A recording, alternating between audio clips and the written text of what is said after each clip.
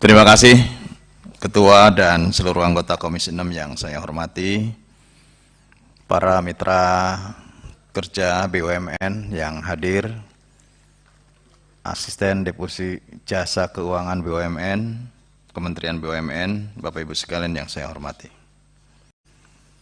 Untuk BTN saya kira kalau melihat dari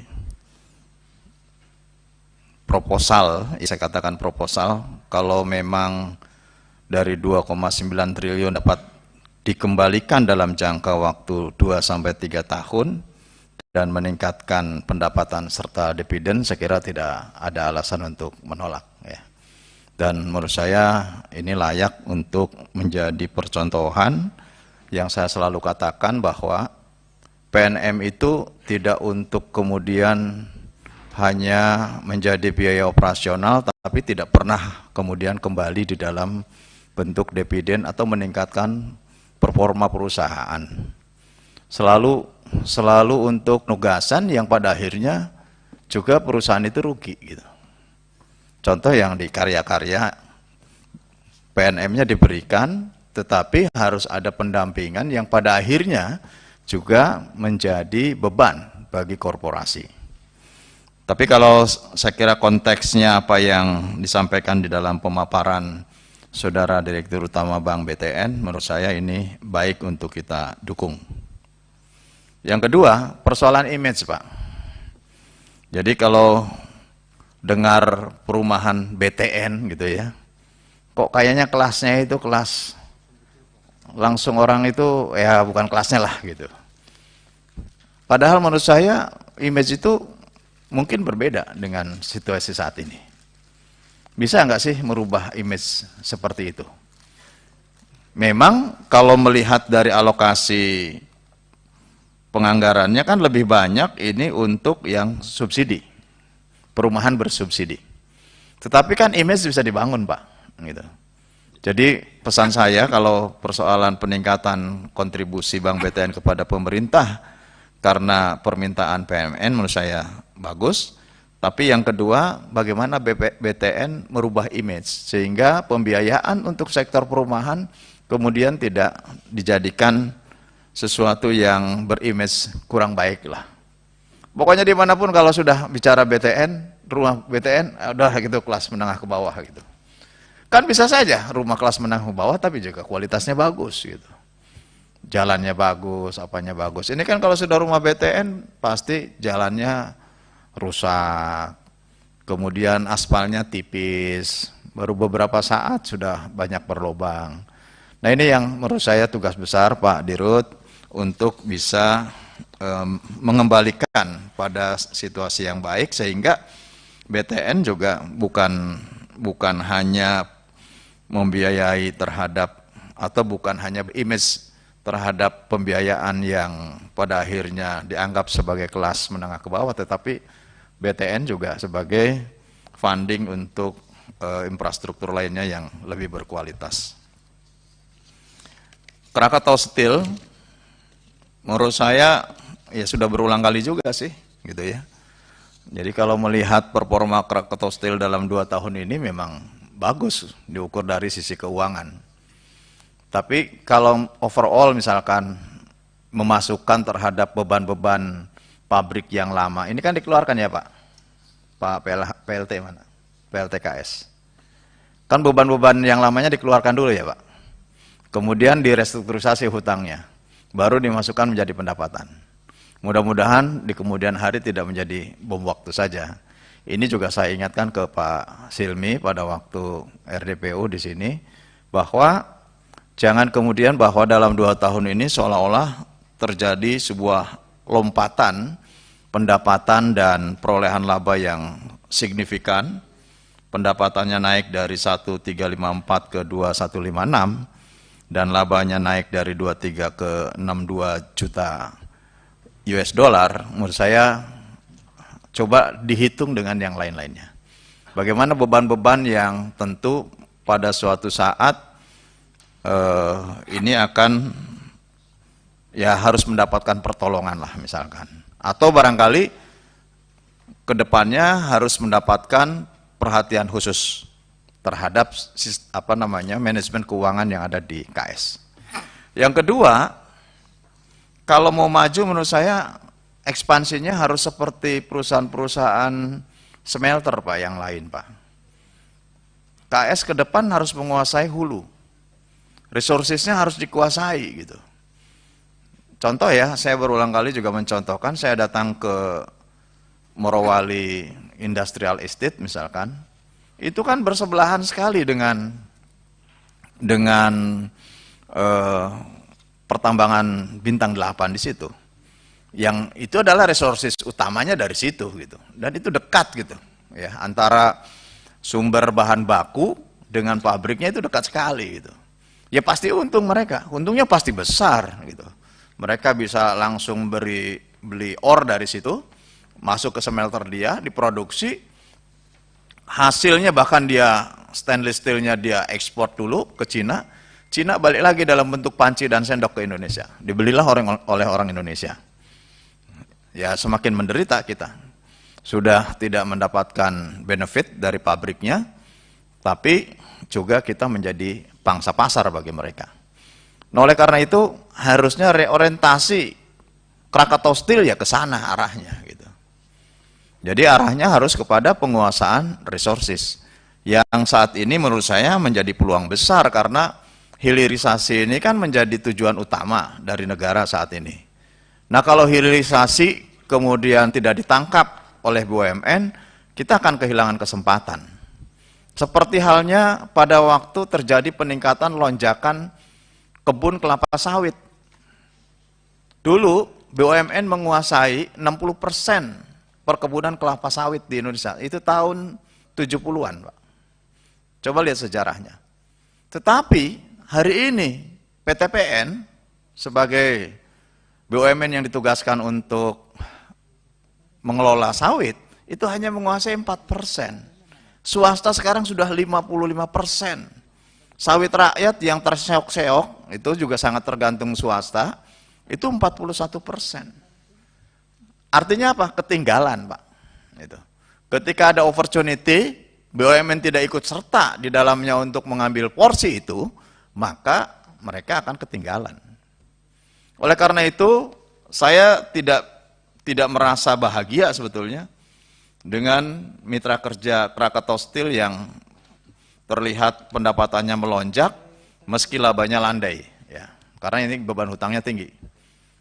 Tapi selama bahwa tidak menguasai di sektor hulu tidak akan membahagiakan. Ini sementara sajalah laporan keuangan seperti ini.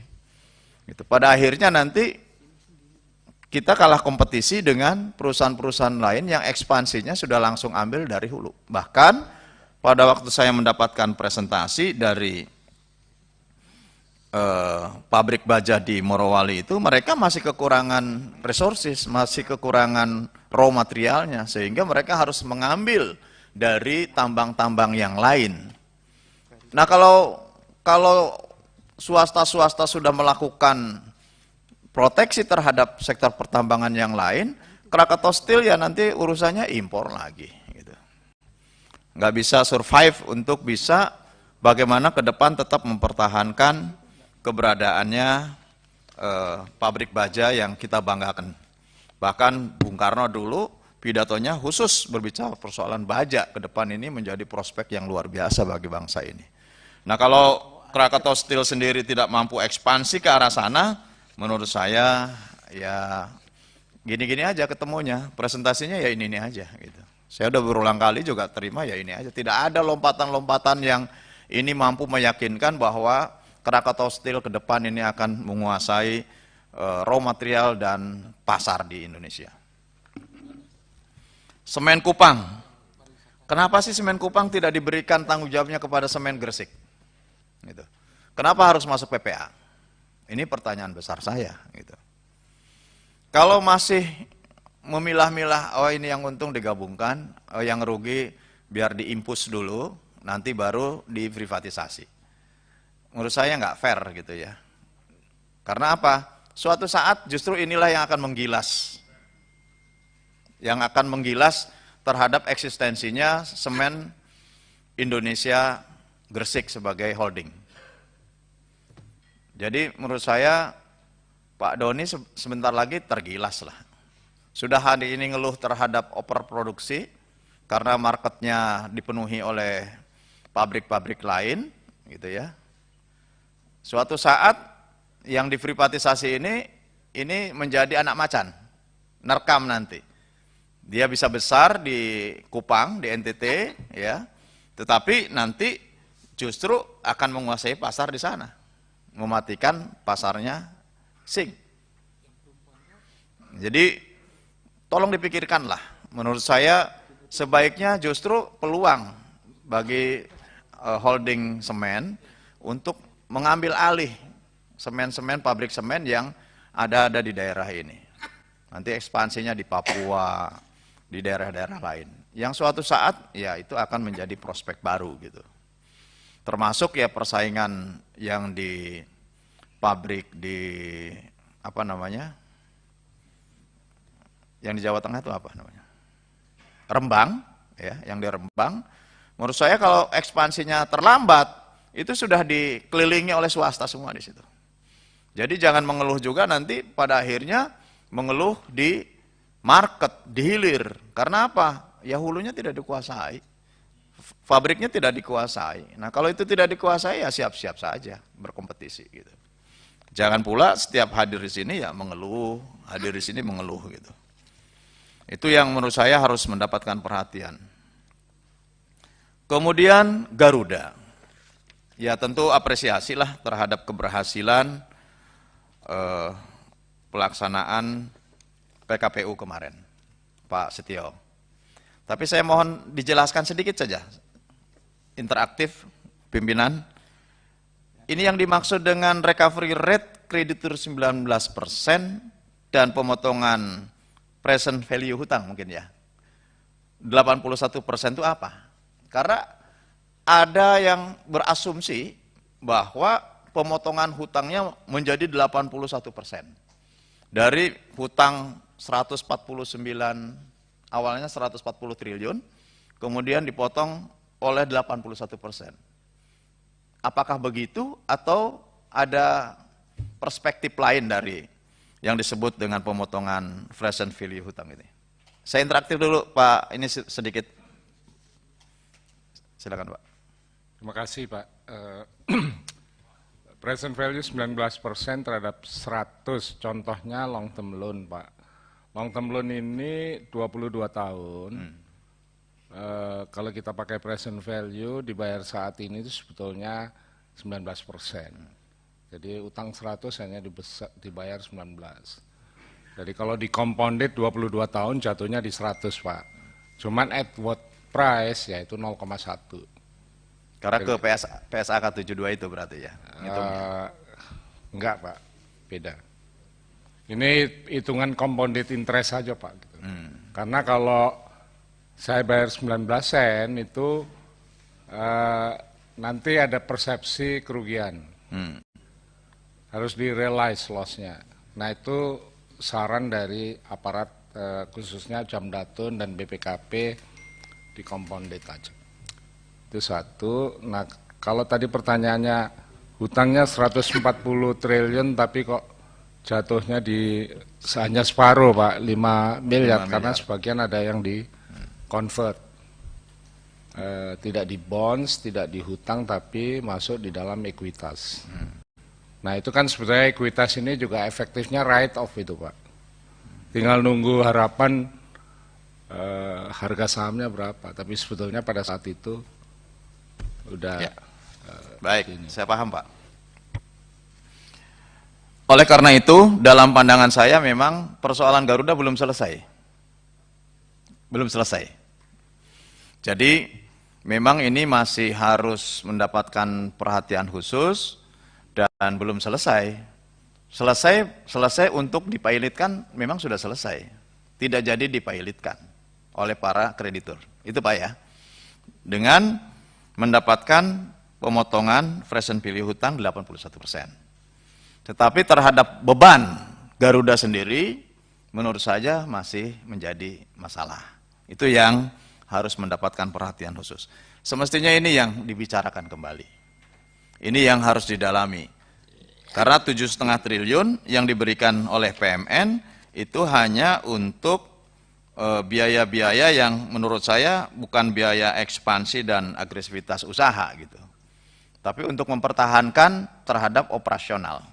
Betul ya Pak ya? Bengkel. Kita kenal biaya restorasi Pak. Ya. Jadi karena kita hutangnya tidak bisa membayar, lessor menggrounded, nah kita hidupkan kembali. Ya. Berapa kemampuan pesawat setelah nanti itu ada uang itu? Dari 30 akan menjadi 70 Pak. 70, baik. Jadi memang mutlak bahwa harus ada investor baru masuk. Sehingga ini mampu untuk meningkatkan operasional Garuda. Kalau hanya bergantung kepada 7,5 triliun dan yang 1 triliun obligasi konversi, menurut saya tidak cukup mampu untuk melakukan growth ya. Jadi masih ada persoalan. Itu yang menurut saya PR. Nanti Garuda menurut saya sekali lagi rapat di sini bagaimana meningkatkan growth itu sehingga betul-betul Garuda bisa normal kembali. Ya disebutnya normalisasi Garuda. Terakhir untuk semen Indonesia. Saya kira Pak Doni, masih Pak Doni ya? Iya.